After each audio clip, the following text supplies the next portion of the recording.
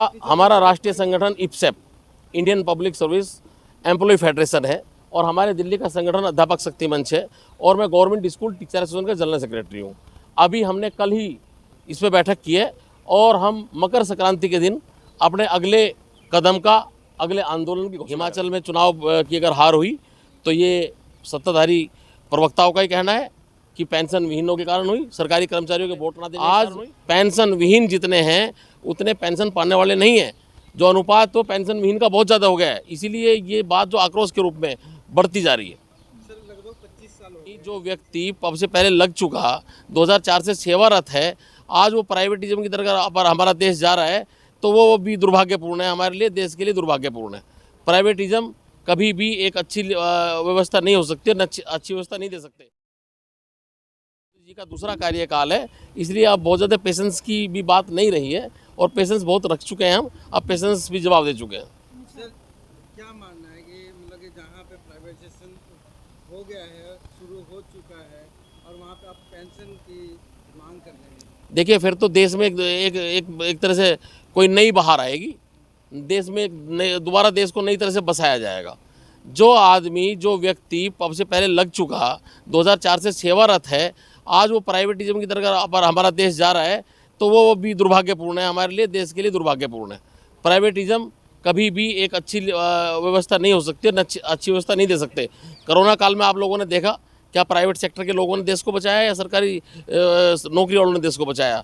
हम कोरोना योद्धा थे, हमने लोगों को राशन बांटा, सूखा राशन बांटा, वैसा राशन बांटा, हमने एयरपोर्ट पे ड्यूटियाँ दी, हमने बस अड्डों पे ड्यूटियाँ दी, हमने हॉट स्पॉट पे ड्यूटियाँ दी, हमने देश को संभाला। तो ये सरकारी अभी ये तो हाल फिलहाल की बातें हैं। जब भी कोई आपातकाल होता है या तो गवर्नमेंट को तब उस समय अपने गवर्नमेंट कर्मचारी ही दिखाई देते हैं। लेकिन भाजपा तो कहती है कि सारा का सारा जो है श्रेय अपने ऊपर लेती है कि हमने जो देश को संभाल दिया। देखिए ये तो एक देश संभाल दिया या नहीं, वो तो अर्थशास्त्री भी देख रहे हैं यहाँ पे, उसमें हमें कर्मचारियों को ज़्यादा उन पे कटाक्ष करने की या उन पे कमेंट्स देने की हमें आवश्यकता नहीं है। ये सभी अर्थशास्त्री और देश के हालात को सब देख रहे हैं और समझ रहे हैं और हम तो चाहते हैं कि देश को संभालें, लेकिन हमें कौन संभालेगा? हम तो अपना वास्ता दे रहे हैं सबको। अगर देश को ये संभाल रहे हैं तो हमें भी संभालें, कर्मचारियों को भी संभालें। आज पेंशन विहीन जितने हैं उतने पेंशन पाने वाले नहीं हैं। जो अनुपात तो पेंशन विहीन का बहुत ज़्यादा हो गया है, इसीलिए ये बात जो आक्रोश के रूप में बढ़ती जा रही है। सर लगभग 25 साल हो गए हैं पेंशन विहीन के जो मामला जो आप की बात बता रहे हैं, उसके बाद से अब तक के कितने बार आप लोगों का कितना धरना प्रदर्शन हुआ, कितनी बार आप लोगों ने मांगा? लगातार धरना प्रदर्शन हुआ और आपने उसका रिजल्ट भी देखा होगा। हिमाचल में चुनाव की अगर हार हुई तो ये सत्ताधारी प्रवक्ताओं का ही कहना है कि पेंशन विहीनों के कारण हुई, सरकारी कर्मचारियों के वोट ना देने के कारण हुई। अभी 5 राज्यों में मिली तो ये अब मुद्दा नहीं रहा है, ये राजनीतिक मुद्दा हो गया है और समझना पड़ेगा सरकार को। आपको लगता है कि टीचरों का भाजपा को हराने में कुछ योगदान रहा है उधर? देखिए शिक्षक तो राष्ट्र निर्माण करता है, शिक्षक देश निर्माण करता है, शिक्षक नए नए बच्चों को, नई पीढ़ी को तैयार करता है। हम हराने जिताने में नहीं, हम समझाने में विश्वास रखते हैं। और आज जो मैंने आपके शुरू में व्यक्तित्व में बताया कि यशस्वी प्रधानमंत्री हैं, बशर्ते कि उनको कोई समझाने वाला चाहिए, उनको अच्छे अर्थशास्त्री चाहिए, वित्त मंत्री को चाहिए कि उनको समझाएं और बताएं कि हमारा योगदान देश के लिए क्या है, कर्मचारियों का योगदान देश के लिए क्या है। अगर लोकसभा में चारों तरफ घूमते हैं तो चारों तरफ कर्मचारी उनको लोकसभा में सदन को चलाते हैं, ना कि कोई और चलाता है। मतलब वो समझ नहीं पा रहे हैं। थोड़ा देर में समझ जाएंगे। किसान आंदोलन हुआ, उसमें भी उनकी अंतरात्मा जागी थी, हम उन पर भरोसा रखते हैं, पक्का जागेंगे, पक्का मानेंगे। किसान तो बहुत परेशान है सर, टीचर ही परेशान है और देखिए वो परेशान, हम तो, हमारी परेशानी का तो ये एक ही मुद्दा है। उनके अनेकों मुद्दे हैं, वो फसल उगाते हैं जैसे भी हैं, मैं उस हर मुद्दे को टच करना नहीं चाहता। जो मुद्दा हमारा है हम उसी बात करें। सेक्टर में प्राइवेटाइजेशन हो रहा है सर, उसमें भी देखिए प्राइवेटिज्म हमारे स्कूलों में भी तो हुआ है, हमारे पब्लिक स्कूल बहुत आगे जा रहे हैं। आप देखिए उनमें कैसी पढ़ाई है, आप उनमें देखिए बच्चों को वेस्टर्न एजुकेशन दी जाती है। आप हमारे स्कूलों में आइए, अगर देश के असली युवा को, असली पिछड़े, दलित और हमारे शोषित वर्ग के बच्चों को पढ़ाते हैं तो हम पढ़ाते हैं।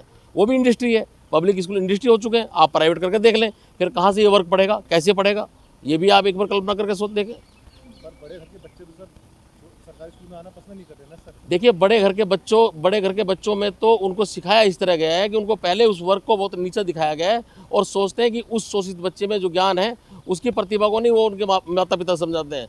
वो सोचते हैं कि वहाँ बैठ के किस तरह की बातें करेगा, उसके परिवार का कैसा वातावरण होगा, उस वातावरण का प्रभाव हमारे बच्चे पे ना आ जाए, ये उनकी संकीर्ण सोच है। कहीं ना कहीं माहौल तो खराब है ना स्कूलों का। देखिए, सरकारी माहौल को ख़राब करने में शिक्षकों का तो कोई रोल नहीं है। आप लोग भी सब पढ़े होंगे, मेरे ख्याल में कोई शिक्षक कोई गलत बात तो कभी नहीं पढ़ाता। गलत बात, हम क्लास में टीचर नदारद रहते हैं, ये आपको मैं आरोप नहीं है ये। मैं इसके बारे में आपको कहना चाहूँगा कि आप भी किसी शिक्षक के पढ़ाए हुए पत्रकार बने। शिक्षकों का आप शिक्षकों का सम्मान करें। नदारद रहना, हम भाग के कहाँ चले जाते हैं?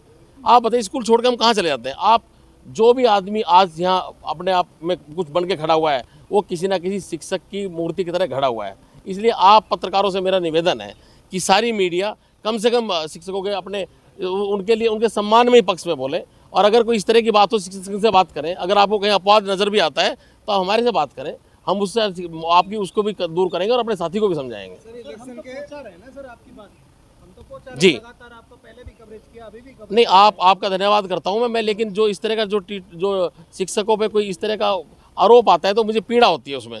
कई बार देखिए, कई बार कचहरियों में इस तरह की बात आई गई कि वहाँ पे ना एक काऊ का पोएम सुना दीजिए।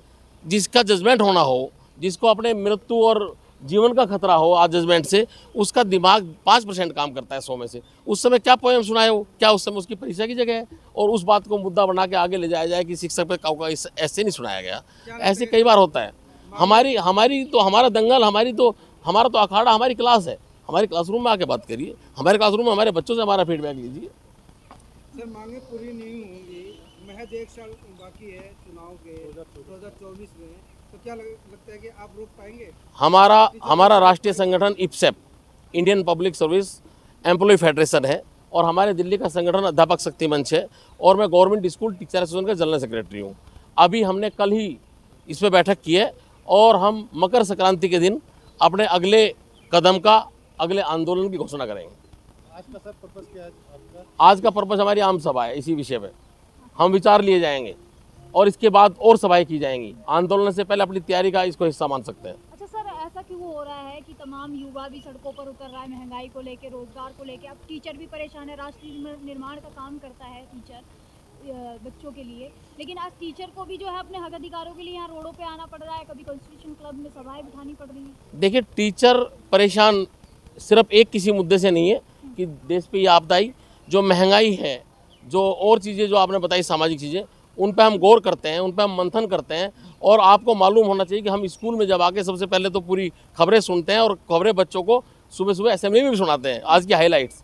तो हम उन पर सब चीज़ों पर अध्ययन करते हैं। हम परेशान सिर्फ इसलिए हैं कि जो आने वाली पीढ़ी है, जो कार्यरत लोग हैं, उनमें एक अविश्वास पैदा हो गया है, एक असुरक्षा की भावना पैदा हो गई है। इसलिए सिर्फ और सिर्फ पेंशन जरूर दे दी जाए उनको। अभी संयुक्त सरकार में आपकी बात मानी जाए, ऐसा क्या संदेश आप देना चाहेंगे ताकि आपकी पेंशन बहाली करें और आपको जो नियमित है वो आपको मिल पाए? देखिए, हम शिक्षक हैं, और शिक्षक की मर्यादाओं में ही, जैसे डिमांड आपको पहले बताई, हमें जो मैं बार बार यही कहना चाहता हूँ कि हमारे प्रधानमंत्री जी यशस्वी प्रधानमंत्री हैं, और वो नीचे से उठे हुए हैं।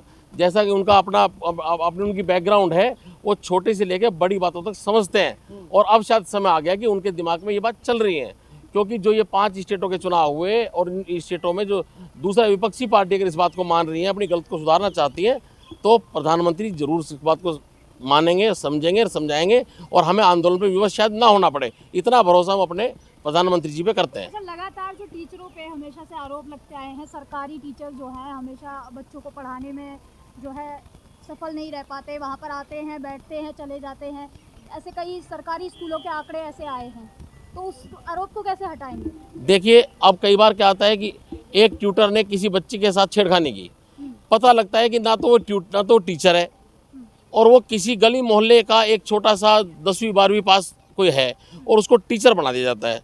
तो अगर ये बात कही जाए, मैं आपको घोषणा करना चाहता हूँ, आदर्श शिक्षक कभी भी अपने काम से मन नहीं चुराएगा। बच्चा हमारे लिए भगवान है, हम उसको भगवान की तरह उसको मान के आते हैं कि इस अपने बच्चे को हम देशभक्त कैसे बनाएं, देश का भविष्य कैसे बनाएं। इसमें मैं नहीं मानता कि कोई शिक्षक को इस तरह का कोई बर्ताव व्यवहार करता है। और हमारा रिजल्ट दिल्ली का बोर्ड का रिजल्ट साक्षी है हमारे काम का। हर बार, पिछली बार हमारा रिजल्ट पब्लिक स्कूल से 3% ज़्यादा रहा। आप कैसे कह सकते हैं हमने काम नहीं किया? कोरोना काल में हमने ऑनलाइन पढ़ाया, आप देखिए हमारा रिजल्ट कोरोना काल में कैसा रहा।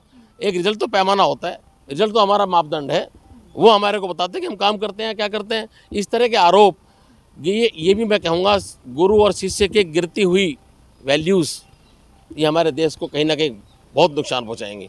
इसलिए ऐसा नहीं होना चाहिए, ऐसे संदेश नहीं जाने चाहिए। अच्छा, अभी आपने कहा कि राष्ट्रभक्त बना रहे हैं, प्रधानमंत्री जी भी तो युवाओं को राष्ट्रभक्त बना रहे हैं। तो देखिए, आपके और उनमें प्रधानमंत्री जी मात्र उद्घोषण अपने अभिभाषणों से करते हैं, लेकिन जो बच्चे का जो निर्माण होता है वो क्लासरूम में होता है। असली तो उनके तो मूर्तिकार हम ही है।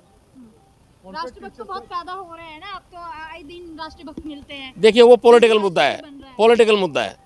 वो जो देशभक्ति आज इस पार्टी ने अपनाया, कल दूसरी राजनीतिक पार्टी ने अपनाया, वो एक राजनीतिक मुद्दा हो सकता है, लेकिन बच्चों के मूर्तिकार तो हम ही है।